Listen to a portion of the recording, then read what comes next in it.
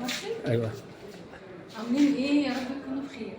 النهارده بقى النهارده اول يوم تصوير في فيلم جديد، فيلم المهرجان رحله اوسكار، مع الاستاذ احمد عابدين كاتب السيناريو، واستاذ محمد المصري وده المخرج بتاع العمل.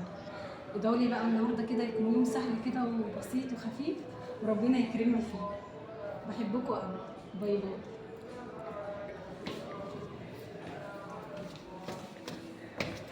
أول سلمة في النجاح والشغل، أنا بقول لكم أهو بيبدأ من هنا.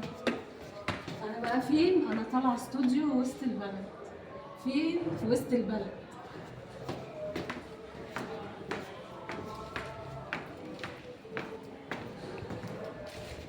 هاتلي بقى الاستوديو.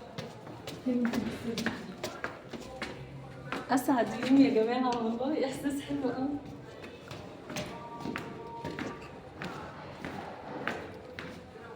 معاكم اهو، ما رحتش في حتة.